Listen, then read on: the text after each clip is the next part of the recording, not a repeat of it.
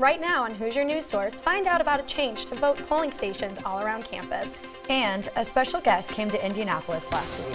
Find out about former First Lady Michelle Obama's visit. I have the details on the cold front moving through the area and the heavy weekend rain. Hoosier News Source starts now.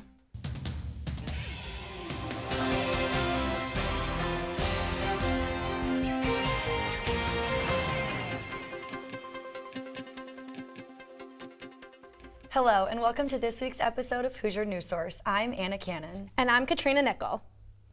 To start off the show, Zoe Mintz joins us live in studio with this week's weather. Zoe? Thanks, Katrina. We are beginning to see what seems to be an early start to spring with temperatures in the 60s and 70s on Monday and Tuesday. But now begins the battle of the air masses, cold versus warm. We're going to have the cold polar air move into our region and the warm Gulf air try to attack it. But unfortunately, the cold will win this time, pushing through our area, bringing with it very chilly temperatures and rain all day. But luckily, the rain should clear up by Thursday morning.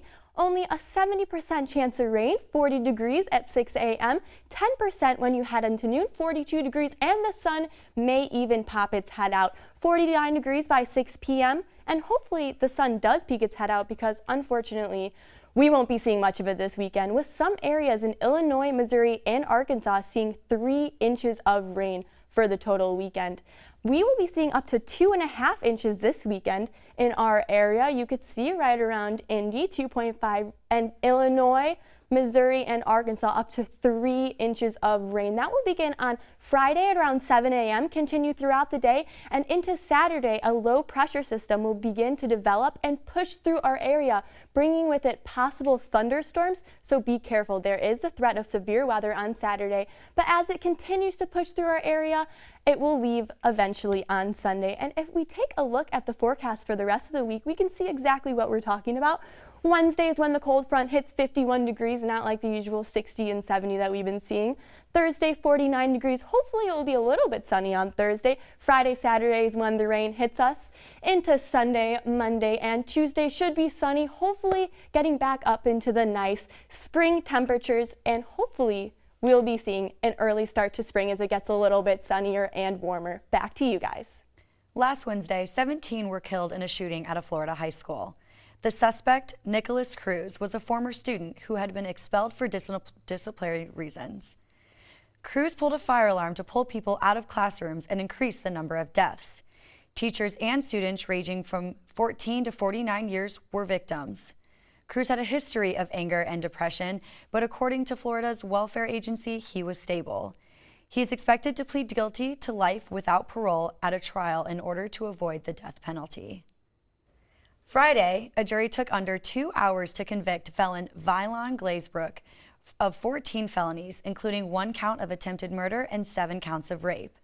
These crimes were connected to a case in 2014 against 2 IU students and a Bloomington police officer. Glazebrook is expected to spend the rest of his life in prison at only 22 years old. CAPS has just opened its program, Let's Talk Now, to Eigenman Hall this semester.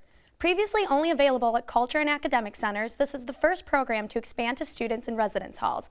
Let's Talk Now is an informal counseling session with drop-in hours hosted by doctoral students. Some of Monroe County residents are challenging one of Bloomington's most well-known establishments. Kilroy's on Kirkwood's alcohol permit is being reviewed after residents stated in a meeting they believe that criteria is not being met. Kilroy's has not had any violations to prevent a renewal and will be given an opportunity to speak on their behalf at the next local alcohol board meeting. IU students and other Bloomington residents who previously voted at Union Street Center or Memorial Stadium will cast their votes for the 2018 midterm elections at a new polling station in the Indiana Memorial Union. The station will be located on the first floor of the IMU in the University Club. The Monroe County Election Board voted to approve a station in IMU on February 1st after a year of urging from IU's political and civic engagement program. Their goal is to increase student voter rates by making the trip to a polling station less difficult. A special guest came to Indianapolis on Tuesday. Men and women, old and young, gathered from far and wide to hear former First Lady Michelle Obama speak on women's issues in Indianapolis. An audience of more than 12,000 people at Bankers Life Fieldhouse listened to Mrs. Obama talk about self-confidence, hard work, and the most important value she said to remember, be authentic. I think anytime she speaks, there's always something, always little notes you can take, always like something that's meaningful that you can take take with you because like she cares so much about the things that she says and her words. Women's Fund works with the women of Central Indiana to ensure improvements in caregiving, shelters for domestic violence, economic empowerment, and issues facing girls. The event was able to raise over $1 million for Women's Fund. Coming up, we tell you how the Hoosiers did in sports this week. Plus, we'll tell you what's going on around the world. These stories and more coming up. Stay with us.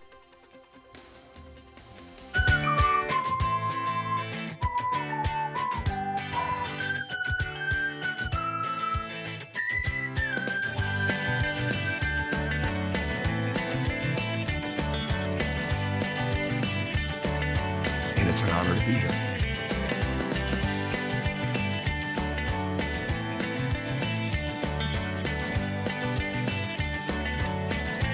After suffering a season-ending injury in late March,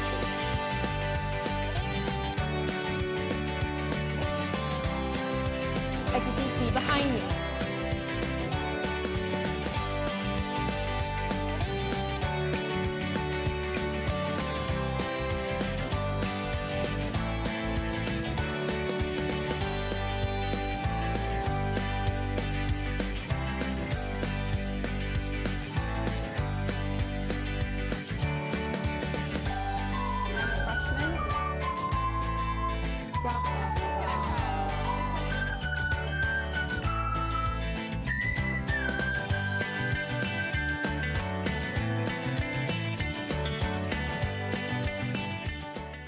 Welcome back. World News reporter Courtney Sisk joins us with the latest lowdown. Courtney?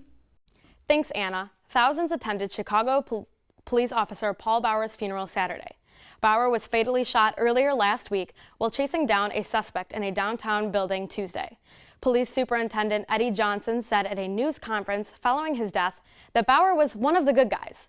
Among other charges, prosecutors charged Shamari Leggetti with first-degree murder. 2 teenagers were arrested after making threats to Carmel Clay High School here in Indiana. The school shut down Monday and reopened Tuesday morning with an increased police presence after investigated a threat made on social media by 2 males. In a press release, the Carmel police announced the posts were fabricated and the 2 had no intention of carrying out the threats. They now face felony charges for intimidation. A Pakistani man was sentenced to death Saturday for the rape and murder of a 7-year-old girl. The case sparked nationwide outrage a month ago when Imran Ali was originally accused. He pled guilty to the murder and is now being sentenced to be executed. Ali also faces charges on attacks of 7 other children. He pled guilty to all 8. That's all this week in World News. Anna, Katrina, back to you. Many IU sports teams were back in action this weekend. IUS-TV sports reporter Joe Cantor joins us in studio with the highlights. Joe? March Madness is fast approaching, the time when the best players and teams take center stage. And no player was hotter Saturday than the Hoosiers' very own Robert Johnson. This might as well be Johnson's own personal highlight footage. Indiana started slow, but the sharp shooting guard was absolutely sniping from distance, going 9 of 12 from three-point land and dropping 29 points to give IU the lead and slam the door shut on a late run by the Hawkeyes. Archie Miller's squad has now won 4 in a row and sits at 16-12 on the season. The only team on campus with a longer winning streak than the men's basketball team is the women's basketball team. Winners of 7 straight games. Saturday was senior day for IU women's basketball, and it was the seniors, as it has been all year, that led the way for the Lady Hoosiers.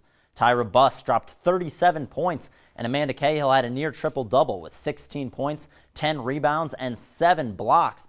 It wasn't all the seniors, however, as freshman Jalen Penn stepped up with 21 huge points, and these seniors are not done yet. Play ball! Baseball season is back in Bloomington, and the Indiana baseball team played 4 games over the weekend. After losing their opening day game against Oklahoma, the Hoosiers have won 3 straight games, defeating Kansas State, South Alabama, and the 2016 College World Series champion, Coastal Carolina Chanticleers.